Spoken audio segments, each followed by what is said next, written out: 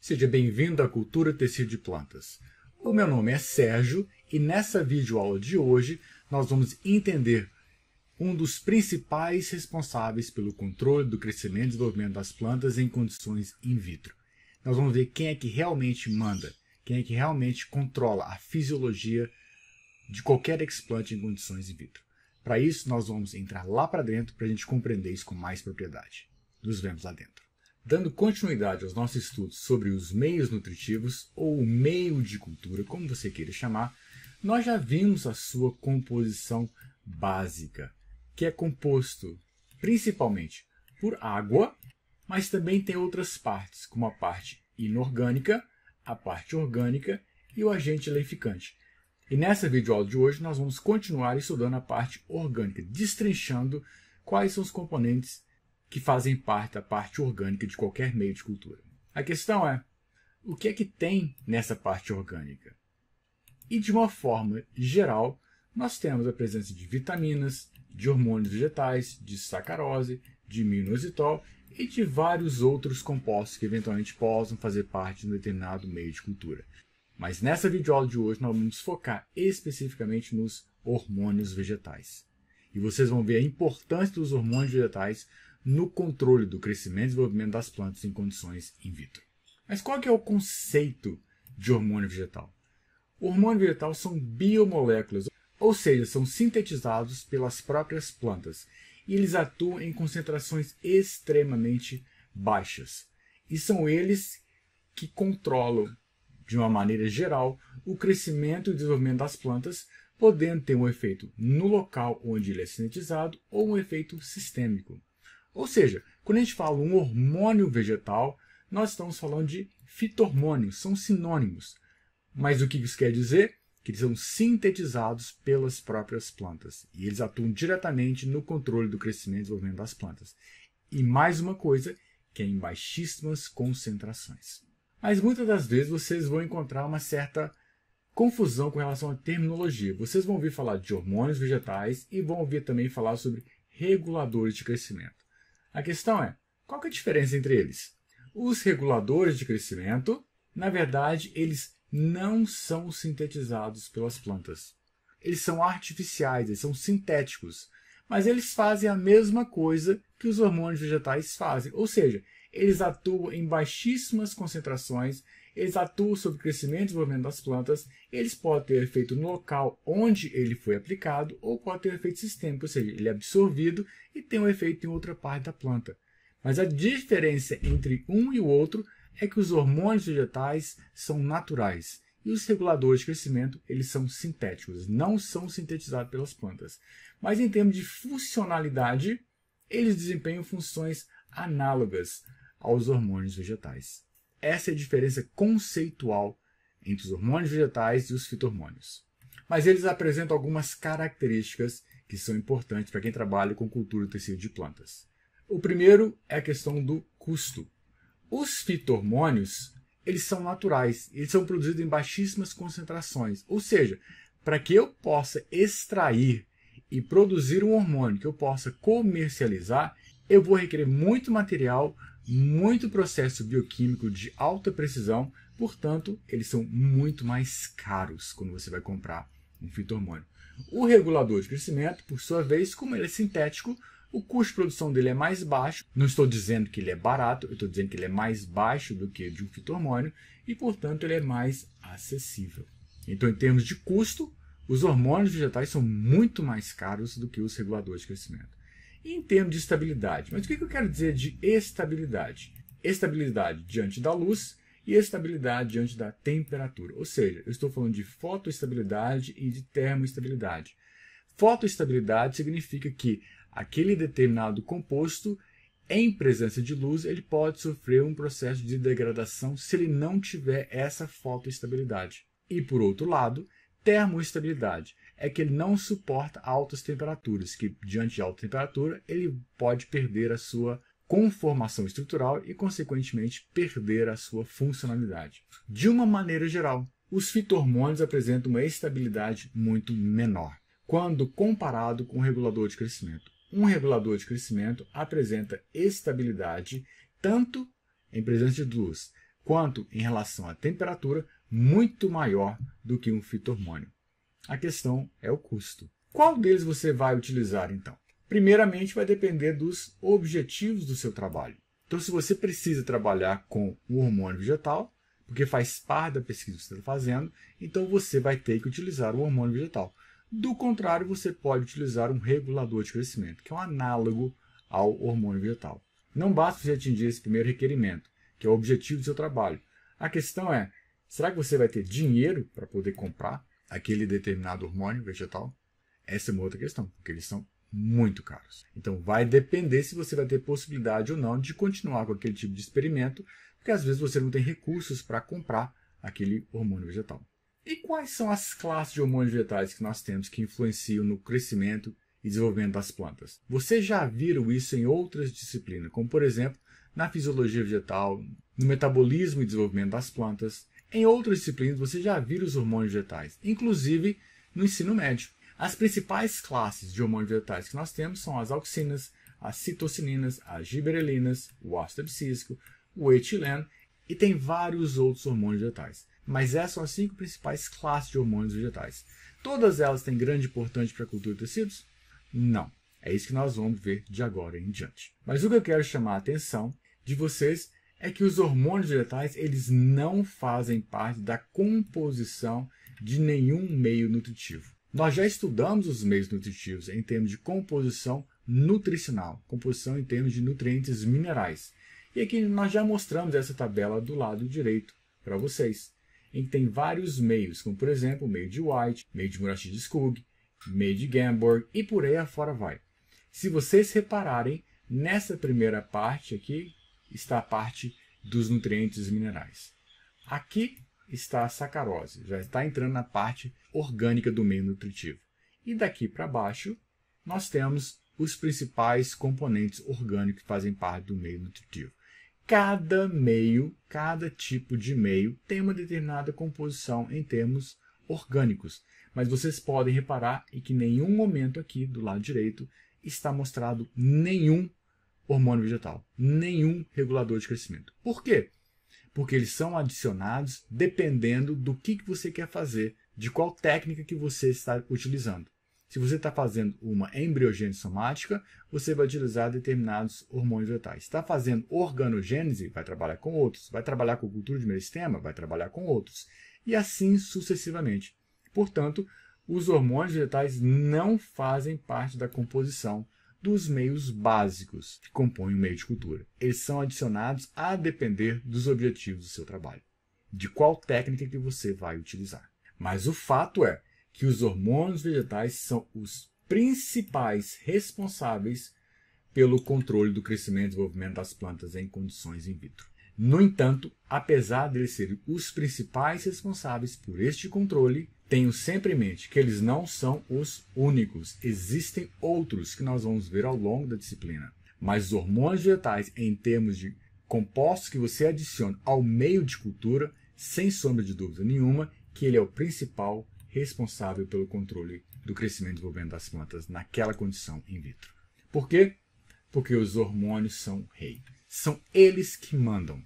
São eles que controlam o crescimento e desenvolvimento das plantas em condições in vitro em termos de compostos que são adicionados ao meio de cultura, conforme nós já falamos. E eles são a chave que vai desencadear as mais diversas respostas fisiológicas possíveis. Seja para formar embriões, seja para formar órgãos, seja para crescer, seja para enraizar, seja para o que for. Eles são a chave que vão dar início ao processo de resposta das plantas. Mas é importante ressaltar aqui, e é necessário que vocês se atentem a isso. É importante, primeiro, que vocês revejam a parte de hormônios vegetais que vocês estudaram em fisiologia vegetal. Por quê? Porque nós não vamos rever tudo aqui. Nós vamos ver aquilo que interessa diretamente à cultura de tecidos. Mas hormônios vegetais são muito mais complexos e nós não teríamos tempo hábil aqui de abordar todos eles numa única videoaula. Então é necessário que vocês façam uma revisão em termos de hormônios vegetais que vocês fizeram em outras disciplinas ao longo da vida acadêmica de vocês. E o segundo ponto é que vocês devem ler os materiais complementares que foram liberados para vocês lá na plataforma Aprender 3. Por quê? Porque lá vocês vão ter a parte teórica e muitos daqueles textos liberados para vocês vão ter explicações mais detalhadas sobre cada uma das classes de hormônios vegetais. Então vocês devem fazer a revisão de fisiologia vegetal e devem ler os materiais complementares liberados para vocês na plataforma Aprender 3. Mas agora vamos falar um pouquinho sobre as principais classes de hormônios vegetais que são utilizados na cultura de tecido de plantas.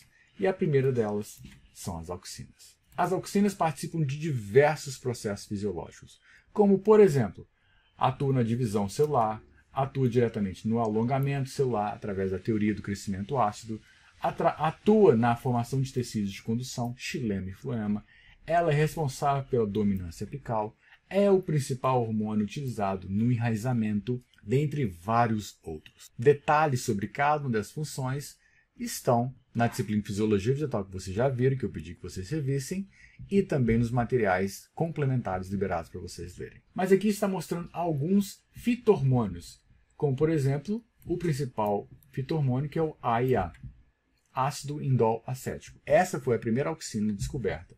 Ela é natural, portanto, ela é sintetizada pelas plantas e é chamada de hormônio vegetal ou fito-hormônio. Mas existem outros. Da mesma forma que existem os reguladores de crescimento. São sintéticos, são artificiais.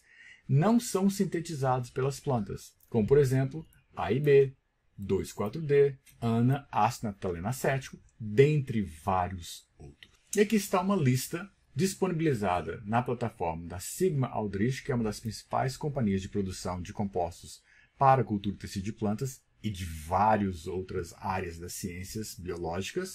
E aqui está mostrando os vários tipos de auxinas que eles têm disponibilizados. Tem mais. Aqui está mostrando uma tabela parcial. Aqui eu quero chamar a atenção de vocês é o seguinte. Vocês vão decorar todos os tipos de hormônios vegetais que vocês podem comprar? Claro que não. Mas é importante que, diante de uma tabela dessa, você vai trabalhar com um determinado hormônio, que você saiba o que essa tabela te oferece. Por exemplo, se ele é em pó, qual solvente que você deve utilizar para diluí-lo? E se você está armazenando ele, se ele está na sua fase sólida, como é que você deve armazená-lo? A temperatura ambiente ou temperaturas mais baixas? Uma vez preparada a sua solução, como que você deve armazená-lo? Mas mais importante do que tudo, como que você deve proceder para esterilizar aquele tipo de hormônio? CA significa autoclavagem, está aqui embaixo. As siglas, o que elas representam? CA significa autoclavagem. Então, por exemplo, neste caso aqui, o 2,4-D, eu posso autoclavar. Porém, se eu vou trabalhar com esta auxina aqui, eu só posso filtrar, porque ela não é termoestável. Então, cada hormônio tem a sua forma ideal de ser trabalhado.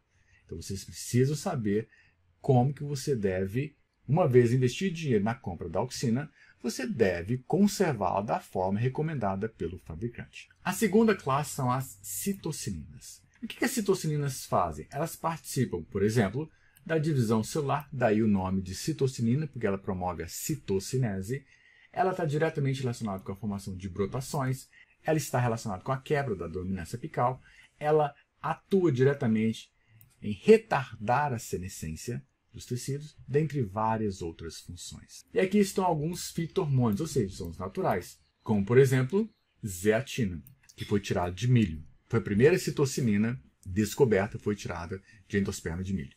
Mas nós também temos reguladores de crescimento, que são artificiais, como por exemplo o BAP. BAP é uma das principais citocininas utilizadas, mas tem outros, como por exemplo a cinetina e vários outros tipos. Da mesma forma, a Sigma-Aldrich ela vende diversos tipos de citocininas. Aqui está mostrando, por exemplo, a cinetina, que nós acabamos de mencionar, o BAP, que nós acabamos de mencionar. E da mesma forma, ele vai te dizer qual é o solvente que você deve utilizar, como que você deve armazená-lo na fase sólida, uma vez preparada a sua solução de uso, como que você deve armazená-lo e também a forma que você deve utilizar para esterilizar aquele material. Posso autoclavar ou não posso autoclavar? Isso tudo vai afetar no momento em que você for preparar o seu meio de cultura. E aqui tem vários tipos de citocininas listados pela Sigma-Aldrich. Mas uma coisa que é importante quando se fala de auxina e citocinina é que elas têm uma interação muito forte no controle do crescimento e desenvolvimento das plantas em condições in vitro. O que isso quer dizer? Significa que existe um balanço hormonal, ou seja, uma relação da concentração de auxina e a concentração de citocinina que vai afetar que tipo de resposta fisiológica aquele explante vai produzir. Existem basicamente 3 tipos de resposta. A primeira resposta é quando eu tenho uma concentração mais elevada de auxina e uma concentração mais baixa de citocinina. Nessas condições, normalmente há indução de enraizamento no explante. Vocês vão ver isso já já com exemplos. Uma segunda possibilidade é quando a concentração de auxina ela é mais baixa do que a concentração de citocinina. Quando isso acontece, ao invés de haver a formação de raízes, há a formação de parte aérea. Por outro lado, existe uma terceira resposta. É quando a concentração de auxina é muito semelhante, próxima, não estou dizendo que seja igual, é próxima, à concentração de citocinina que eu coloco no meio de cultura.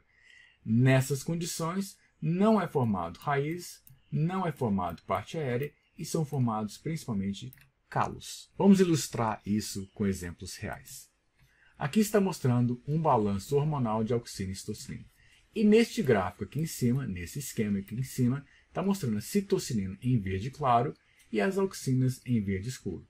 Quando a concentração de citocininas é menor do que a concentração de auxinas, há a formação de raízes. Em outras palavras, quando a concentração de auxina é maior do que a concentração de citocinina, formam-se raízes.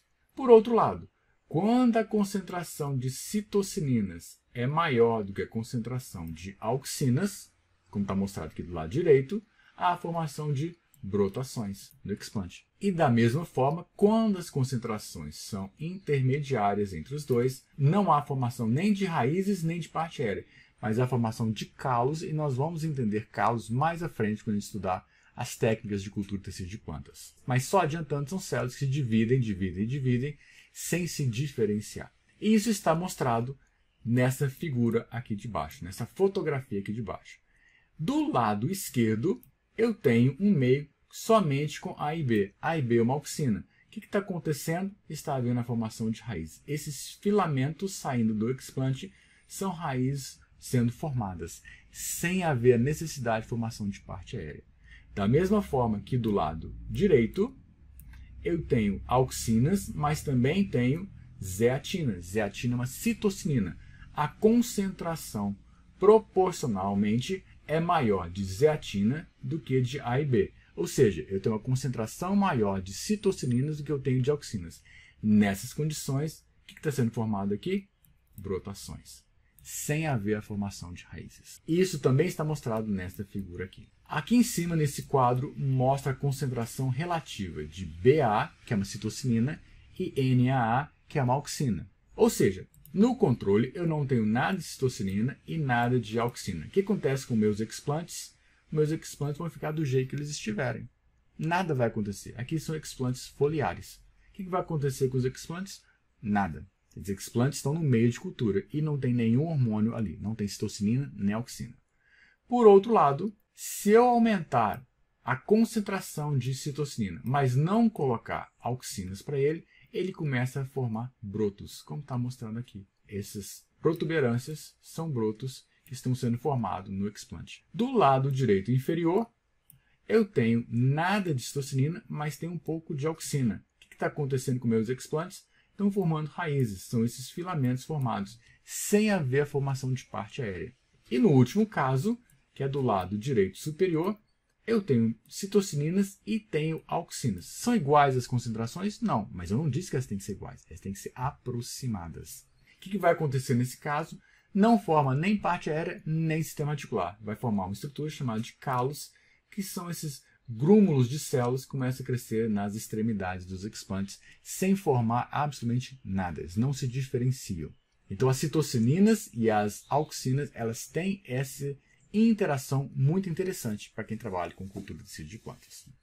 Lembre-se sempre que o que você colocar no meio de cultura vai ser absorvido, vai combinar com os níveis endógenos daquele determinado hormônio, e aí sim você vai ter uma resposta. A terceira classe são as giberelinas.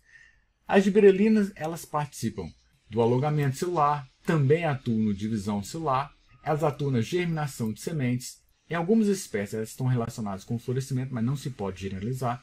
Elas estão diretamente relacionadas com várias respostas à luz e temperatura, principalmente em relação à germinação de sementes e processo de tuberização, processo de estratificação, ou seja, passar por baixas temperaturas para induzir um determinado processo.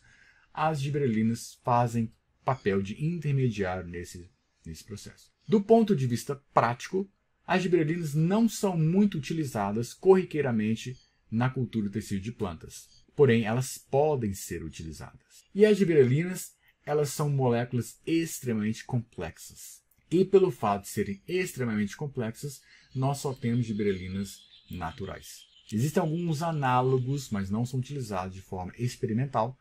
Mas se você vai comprar uma giberelina, você vai comprar uma giberelina natural. E, portanto, ela tem uma estabilidade menor, então tem que tomar cuidado quando você for esterilizá-la, como você vai colocá-la no meio de cultura, e além disso, elas são muito mais caras. Mas o que normalmente se faz, em alguns casos, quando você vai trabalhar com giberelinas, é trabalhar com inibidores de giberelinas. Eles bloqueiam a síntese de giberelinas no tecido. Então você coloca no meio de cultura para evitar que giberelinas sejam sintetizadas, para você avaliar um determinado efeito das giberelinas naquele processo. E existem diversos outros hormônios, como por exemplo ácido abscísico, ácido diasmônico, ácido salicílico, basilinoesteroides, poliaminas e outros. Mas nós não vamos entrar em detalhes sobre a participação deles. Os principais são auxinas, citocininas e giberelinas em alguns casos.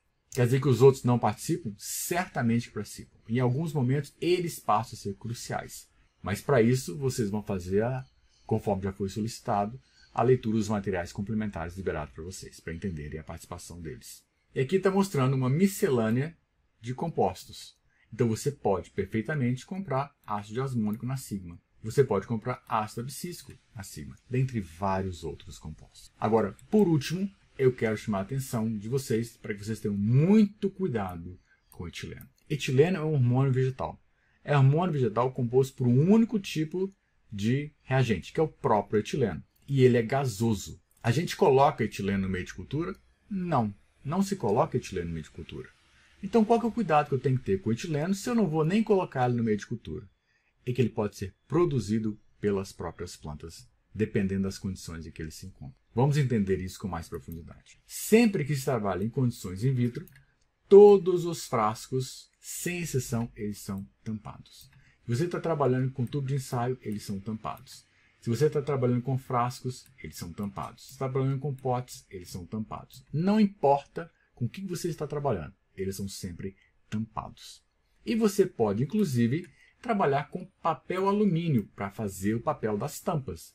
No nosso laboratório, nós utilizamos basicamente papel alumínio para tapar os nossos frascos. A gente não utiliza papel alumínio nos nossos tubos de ensaio, mas nós utilizamos papel alumínio para fazer as tampas dos nossos frascos, como por exemplo está mostrado nessa figura aqui do lado direito. E o que acontece?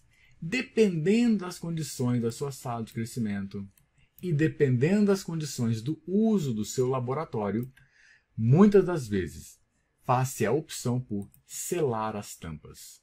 O que quer dizer selar as tampas? Lacrar as tampas. Com o quê? Com plástico de PVC ou com parafilme. E por que se faz isso? Para reduzir as possibilidades de contaminação. Então, se você tem uma sala de crescimento que tem um fluxo maior de pessoas que não deveria ter, ou se o laboratório tem alguns pontos falhos que você percebe, para evitar a contaminação, que é o nosso pior inimigo na cultura de tecido de planta, nós vamos ter aula específica sobre contaminações, eu posso selar as minhas tampas com plástico PVC ou com parafilme, são duas coisas distintas, para evitar eventuais possibilidades de contaminação. Como que é essa selagem das tampas com filme de PVC ou com parafilme? Aqui do lado esquerdo inferior está mostrando o parafilme. Eu tiro um pedaço, ela estica e eu faço o contorno das fases de contato da tampa com o meu frasco. Posso utilizar o parafilme aqui em cima, mas nesse caso eu estou mostrando um filme de PVC. Então eu estou selando a tampa junto com o meu frasco.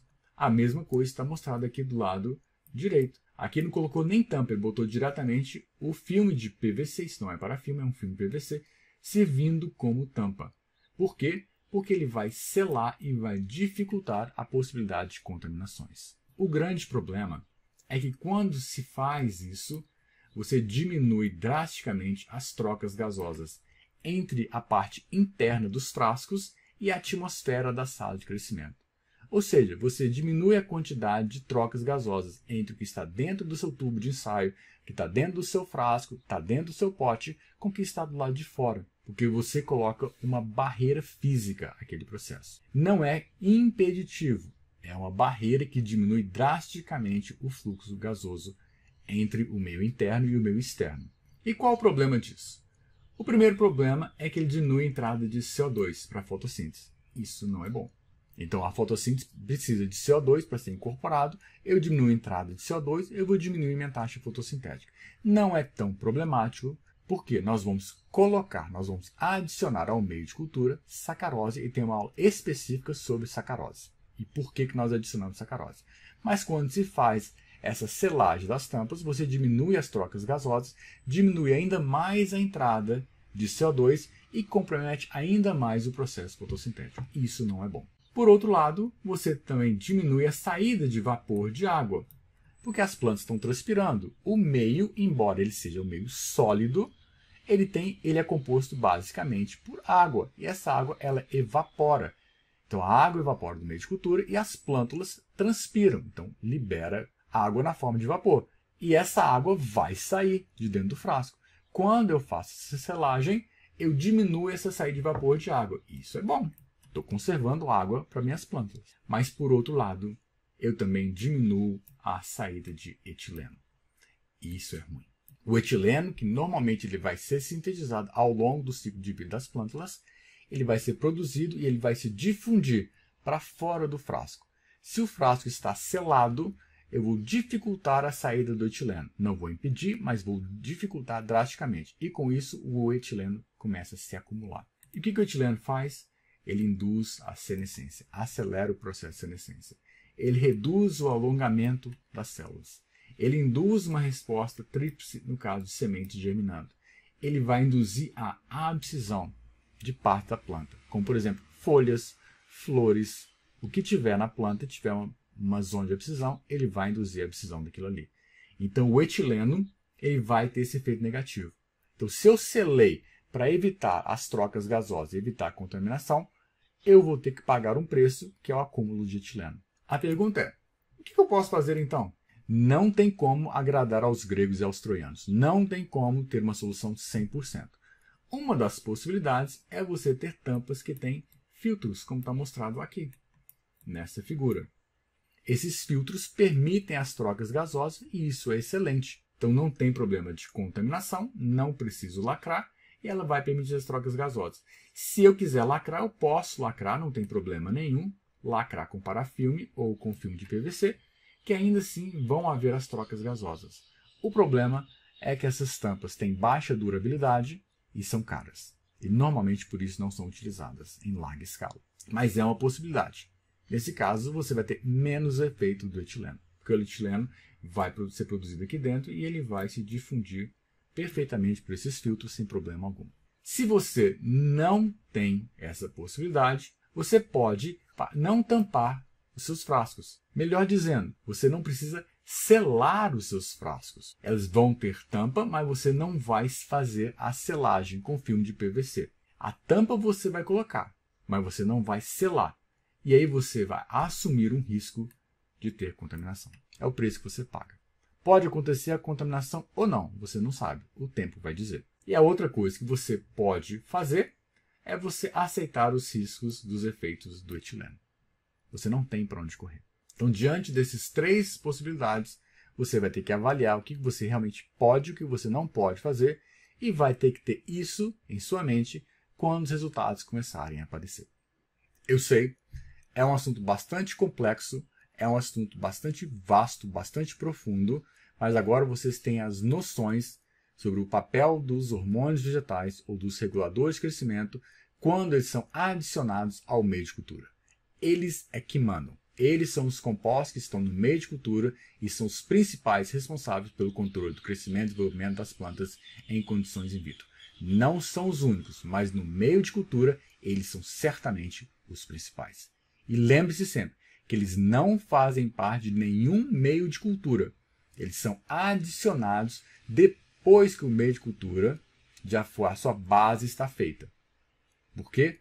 Porque você vai adicionar os hormônios dependendo dos seus objetivos, da técnica que você vai utilizar de cultura de tecidos. Basicamente, era isso que nós tínhamos que passar para vocês nessa videoaula e nos vemos na nossa próxima videoaula. Até a próxima!